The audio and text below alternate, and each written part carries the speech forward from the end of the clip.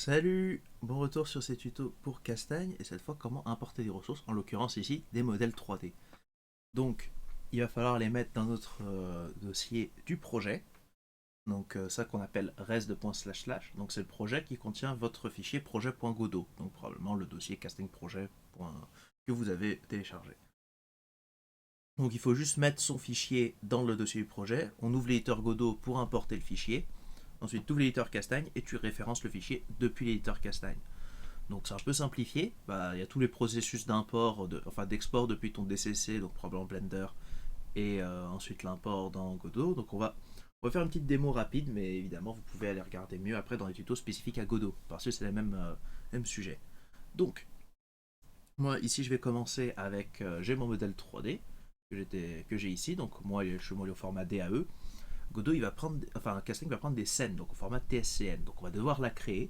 Donc pour ça, c'est pas très compliqué. On va commencer par double-cliquer là-dessus. Il va te proposer de faire une scène héritée.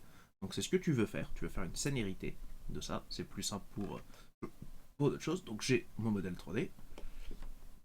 Si tout bien. Donc après, tu fais tes modifications. Donc en l'occurrence, bon, moi je connais mon modèle. Il y a pas mal de petits trucs à désactiver.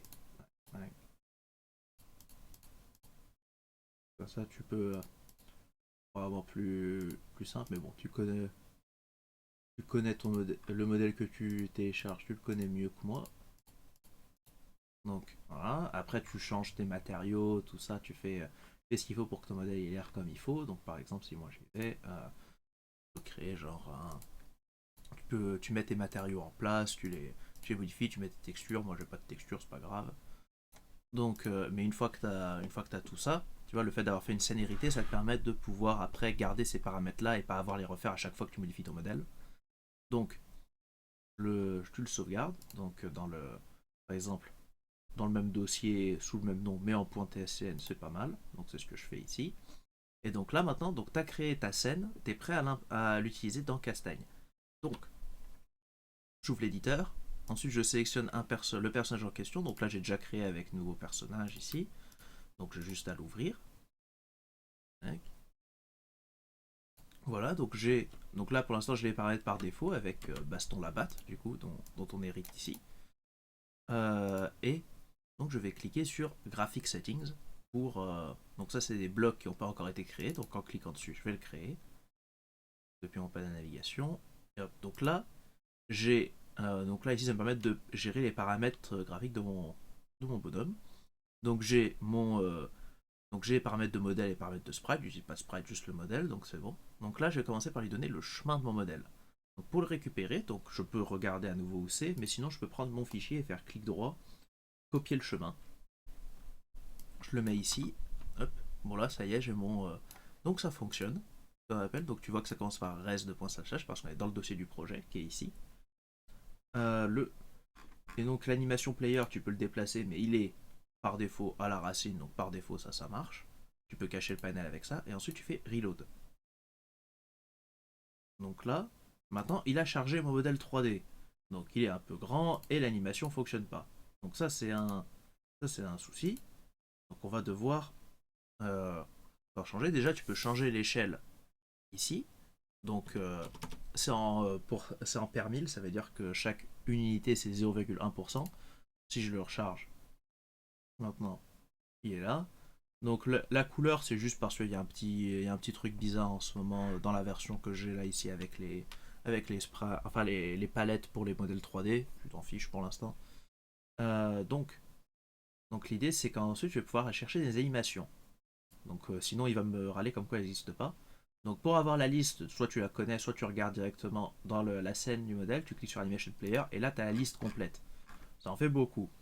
Donc moi, par exemple, j'ai AM Stand, ça je sais, c'est celle en animation de base. Donc je vais maintenant le dire à Castagne. Donc pour ça, je clique sur Animation. Donc tout ça, c'est avec le système d'animation par défaut. Tu peux le désactiver si tu n'as pas envie, avec ici. Et auquel cas, ton personnage, il n'a pas d'animation qui joue dans les états par défaut. Mais après, c'est à toi de gérer. Donc moi, mon animation, elle s'appelle... C'est un peu parfois un peu compliqué. Alors, c'est pas très pratique. Mais donc, si je l'appelle. Donc, c'est des petits bugs qui sont temporaires, mais c'est pas grave. Donc, AM stand. Donc maintenant, tu vois que là j'ai mon personnage avec son animation. Je peux mettre le point de loop dans lequel il va du coup rebouger. Et t'as le. Donc par exemple, si je le mets à 560, ça veut dire qu'il va faire. Comme c'est beaucoup trop loin, il va nous faire un cycle, puis après il va attendre, et puis au bout de quelques secondes, il va se remettre et relancer un autre cycle d'animation. C'est tu lui dis quand est-ce qu'il a besoin de le lancer. Voilà.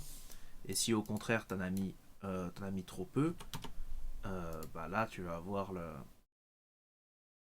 une autre surprise. Là. Et c'est le fait que ça marche pas de façon très bien.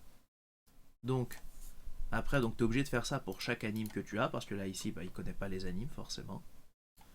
Donc je crois que c'était ça mes noms d'anime.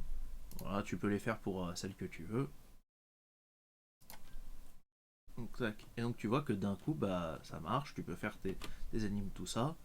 Et ensuite, quand tu vas créer une attaque, comme ça, donc tac, attaque normale, je vais l'appeler 5ème, je crois que c'est là. Donc voilà, donc là, quand tu as ton attaque, donc maintenant tu peux utiliser l'animation avec, ici pareil, anime 5B, donc comment s'appelait mon animation d'attaque N. Qu'est-ce qu'il y a là ici c'est Saber Slash, on va dire. AN Slash. Donc AN Saber Slash. Donc là c'est du CASP, tu le vois dans les tutos dans le moteur. Donc c'est pas un souci tout de suite pour ça, mais donc voilà, tac. Et hop, il utilise la, hop, il utilise l'attaque comme il faut. Donc voilà, donc ça te montre comment importer et utiliser des modèles 3D. Bon, à la prochaine, n'hésite pas à regarder les tutos dans le moteur pour apprendre exactement comment t'en servir après. Allez, ciao.